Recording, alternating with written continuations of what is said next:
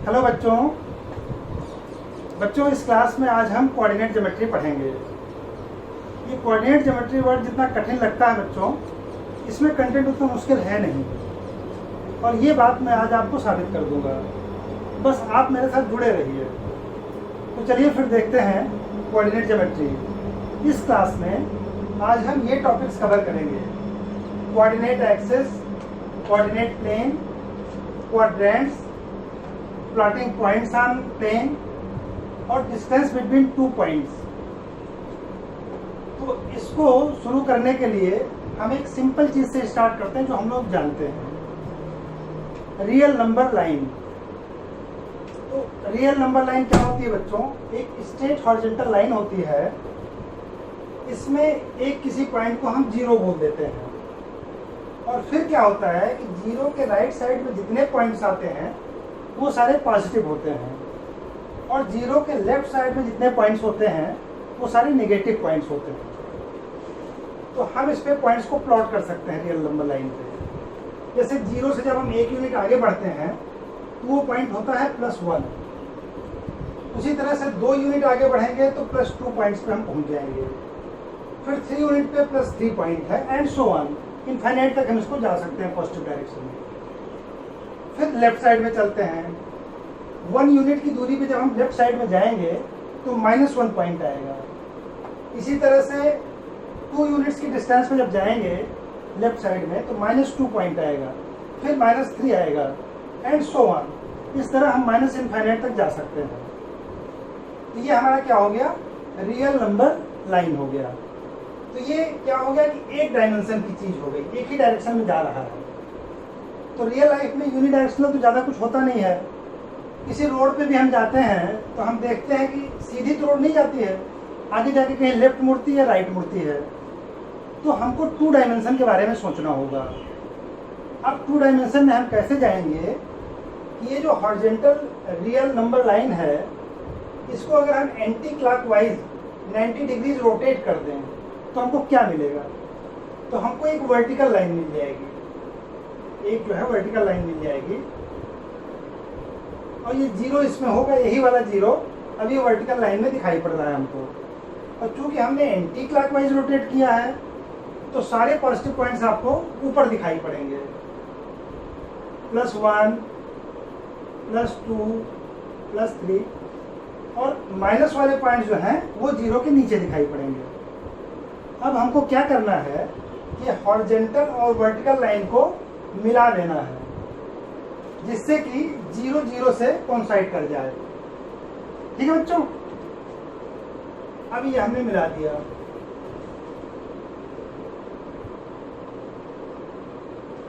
तो क्या हुआ, ये लाइन को हम लाके यहाँ पे रख दिए, तो माइनस वाले पॉइंट्स नीचे आ गए और पॉजिटिव वाले पॉइंट्स ऊपर आ गए।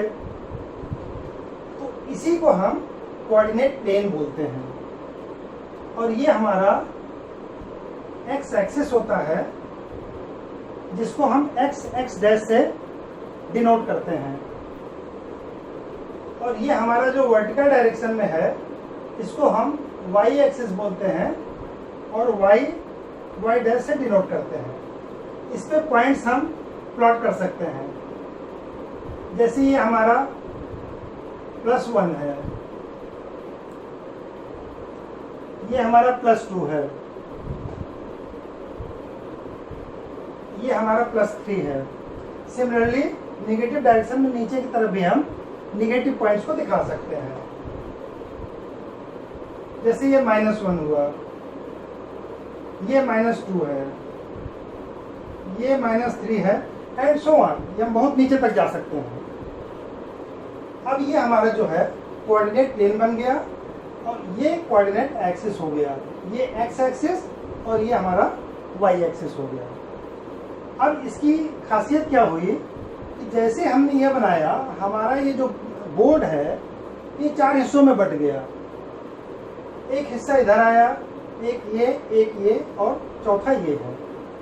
तो इनको हम क्वाड्रेंट्स बोलते हैं। तो बच्चों ये हमारा हो गया फर्स्ट क्वाड्रेंट।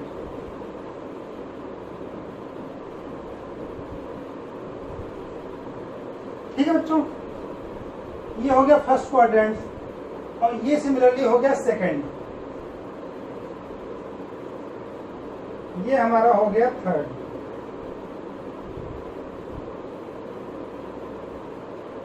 और ये हमारा हो गया फोर्थ क्वाड्रेंट। अब हम ये देखेंगे कि पॉइंट्स को कैसे इसमें हम समझेंगे कि कहाँ निगेटिव आएगा कहाँ पॉजिटिव आएगा, वो हम समझते हैं। तो अब इसमें देखिए कि फर्स्ट क्वाड्रेंट में कोई पॉइंट आएगा और किसी भी पॉइंट को हम रिप्रेजेंट कैसे करते हैं, दो कोऑर्डिनेट से, एक्स एंड वाई। तो जो कोऑर्डिनेट होता है वो इस फॉर्म में होता है, एक्स वाई। तो जो ब्रैकेट में पहला नंबर होता है वो एक्स कोऑर्डिनेट जो है डिनोट करता है, और जो दूसरा नंबर होता है वो वाई कोऑर्डिनेट डिनोट करता है। तो हम देखते हैं, फॉर एग्जाम्पल अगर हम देखते हैं कि ये पॉइंट का कोऑर्डिनेट क्या है, ये हम समझते हैं, ठीक है। और इससे पहले कि हम पॉइंट प्लॉट करें या दिखाएं, हम एक चीज ये समझ लेना चाहिए कि जहां भी ये कट किया है एक्स एक्सिस और वाई एक्सिस, उसको हम ओरिजिन बोलते हैं, ठीक है बच्चों। और इसका कोऑर्डिनेट 0 0 है, क्योंकि हॉरिजॉन्टल लाइन की भी वैल्यू यहाँ पे 0 है और वर्टिकल लाइन की वैल्यू यहाँ पे 0 है। तो ये हमारा ओरिजिन हो गया 0 0। अब इसी के रेफरेंस में हम आगे बात करेंगे। हमें देखना है कि इस पॉइंट का कोऑर्डिनेट क्या है। तो ये हम देख सकते हैं, कोऑर्डिनेट जानने के लिए किसी पॉइंट का हम क्या करते हैं, ये एक परपेंडिकुलर ड्रॉ करते हैं एक्स एक्सिस पे और एक परपेंडिकुलर ड्रॉ करते हैं वाई एक्सिस पे, और देखते हैं कि वो परपेंडिकुलर्स एक्स और वाई एक्सिस को कहाँ पे कट करते हैं। जैसे यहाँ से हमने एक परपेंडिकुलर डाला एक्स एक्सिस पे, तो ये हमारा +2 पे कट कर रहा है, इसका मतलब इस पॉइंट का एक्स कोऑर्डिनेट +2 होगा। इसी तरह से हम एक परपेंडिकुलर लाइन इसी पॉइंट से वाई एक्सिस पे डालेंगे, और हम ये देख रहे हैं कि इस वाई एक्सिस पे ये परपेंडिकुलर +1 पे कट कर रहा है, इसका मतलब इस पॉइंट का वाई कोऑर्डिनेट जो है वो +1 है। तो इसका कोऑर्डिनेट बच्चों क्या हो गया, 2 and 1। प्लस नॉर्मली हम लिखते नहीं हैं, ये कोऑर्डिनेट हो गया हमारा 2 1, मीन्स कि 2 जो है एक्स कोऑर्डिनेट की वैल्यू है और 1 जो है वाई कोऑर्डिनेट की वैल्यू है। अच्छा, अगर हम यहाँ आ जाते हैं सेकेंड क्वाड्रेंट में, मान लो कोई पॉइंट दिया है, ये तो दोनों पॉजिटिव थे, यहाँ पे मान लीजिए हमको कि ये पॉइंट दिया गया है,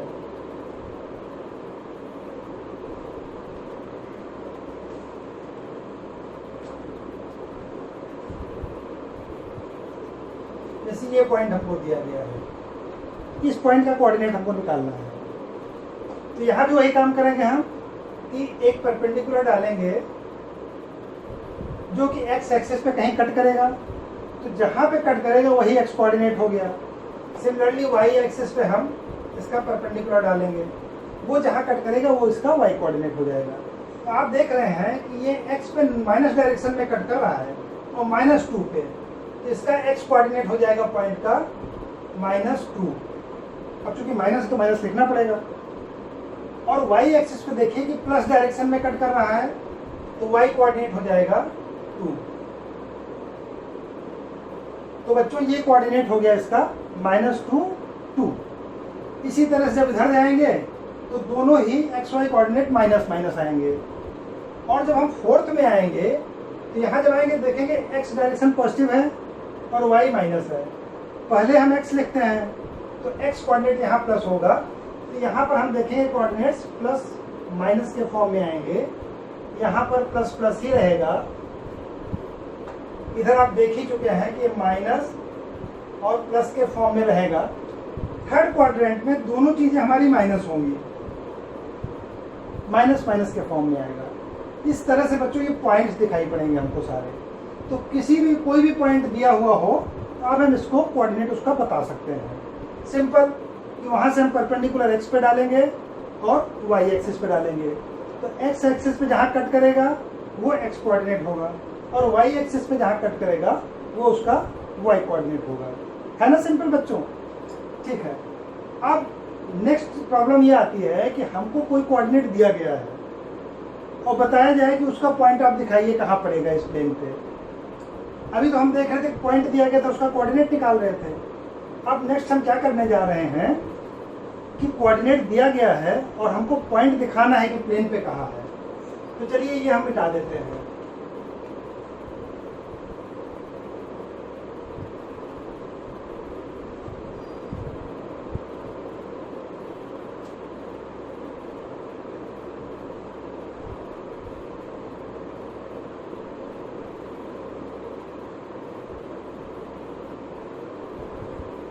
ठीक है बच्चों, अब मान लीजिए हमको दिया जाए कि 3 2 कोऑर्डिनेट है और दिखाइए कि यहाँ पे कहाँ, यहाँ कहाँ पे है 3 2।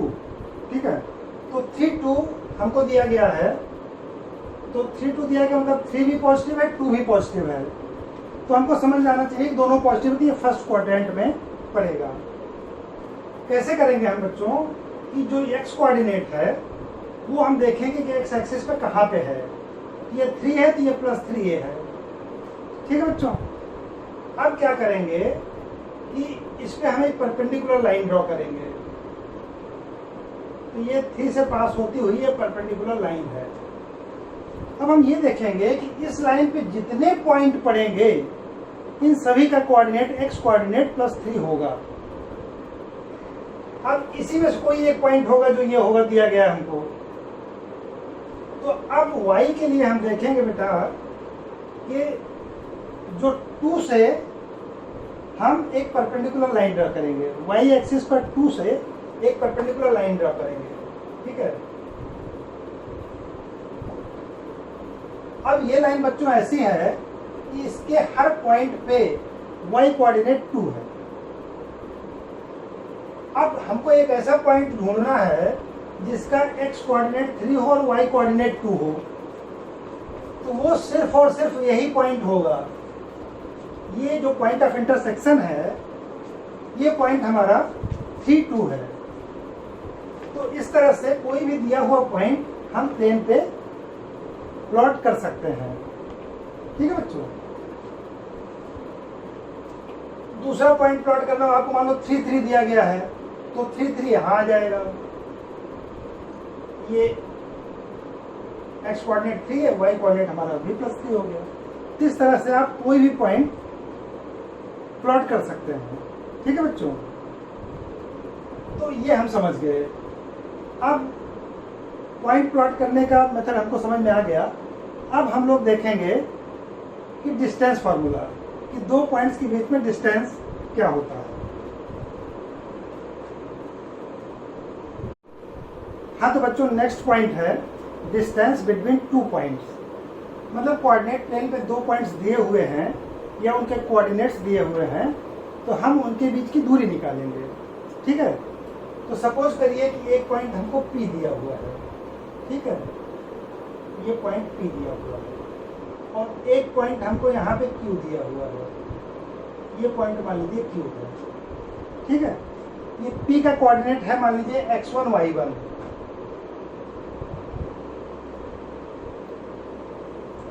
और Q का कोऑर्डिनेट है x2 y2। अब इन दोनों पॉइंट के बीच की दूरी हमको निकालनी है। तो दूरी निकालने के लिए हम क्या करते हैं कि दोनों पॉइंट को हम ज्वाइन कर देते हैं। P और Q को हम स्ट्रेट लाइन के द्वारा ज्वाइन कर दिए। अब ये PQ की जो लंबाई है यही PQ के बीच की दूरी है।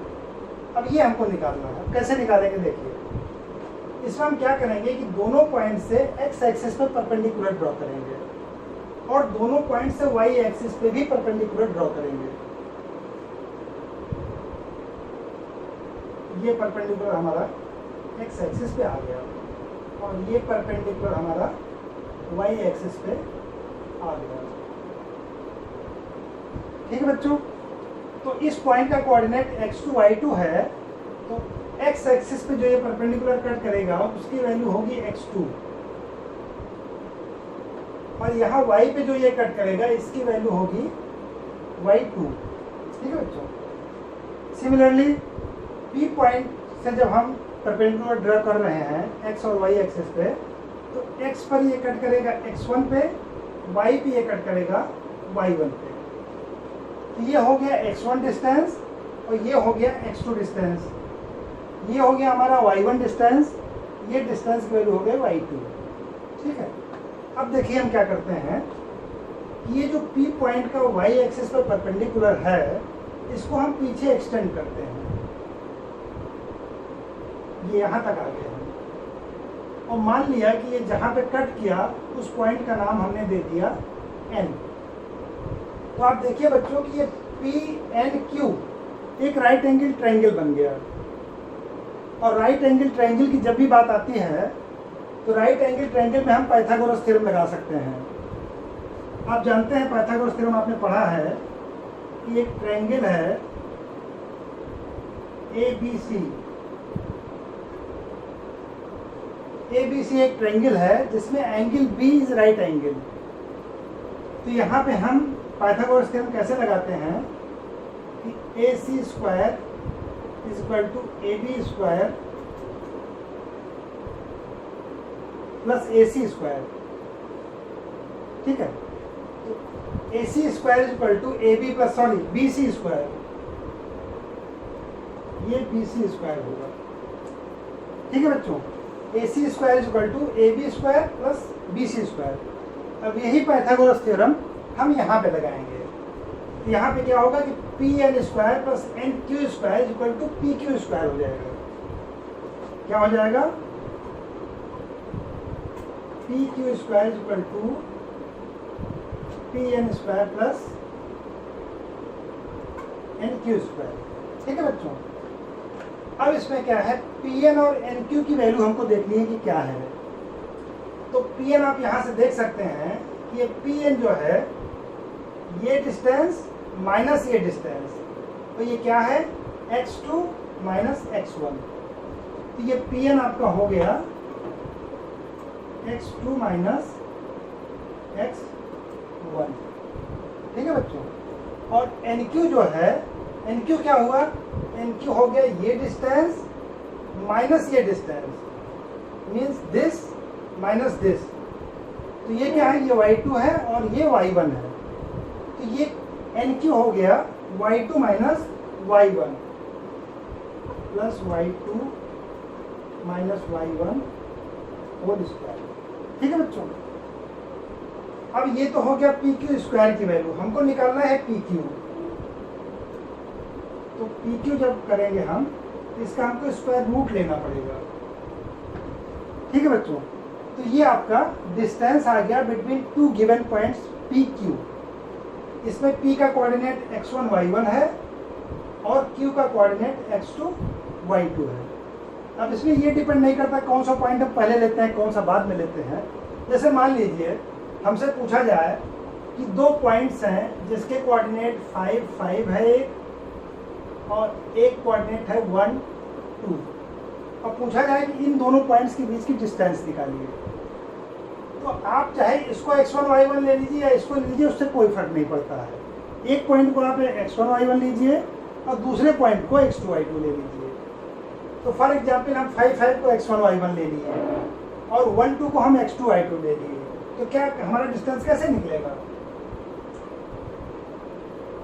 x2 y2 हमने इसको लिया 5 5 को सपोज करिए, और 1 2 को हमने x1 y1 लिया, तो 5 minus 1 whole square plus 5 minus 2 whole square, 5 minus 2 whole square, और इसका स्क्वायर रूट, ये क्या हुआ 4 स्क्वायर प्लस 3 स्क्वायर। ये आपका हो गया 4 स्क्वायर दैट इज 16 प्लस 9, ये 25 होगा, और 25 का स्क्वायर रूट आप जानते हैं 5 होता है, तो ये आ गया बेटा 5। तो इसका मतलब इन दो पॉइंट्स के बीच की दूरी 5 यूनिट हुई। अगर आप इसको यहाँ पे प्लॉट करेंगे बाकायदे ग्राफ पे पेपर पे और स्केल से आप डिस्टेंस नापेंगे तो 5 यूनिट ही आएगा, जो कि आपको ये फार्मूले से पता चल गया। तो बच्चों बताइए, कोऑर्डिनेट ज्योमेट्री आपको कठिन लग रही है आसान लग रही है? आसान लग रही है ना? बिल्कुल आसान लगेगी, इसमें कोई भी मुश्किल नहीं है। बस आप हमारे साथ बने रहिए और ये सब समझ में आता चला जाएगा। ओके बच्चों, बाकी नेक्स्ट क्लास में हम लोग section formula, gradient, equation of lines और बाकी चीज़ें पढ़ेंगे। ओके बच्चों, बाय।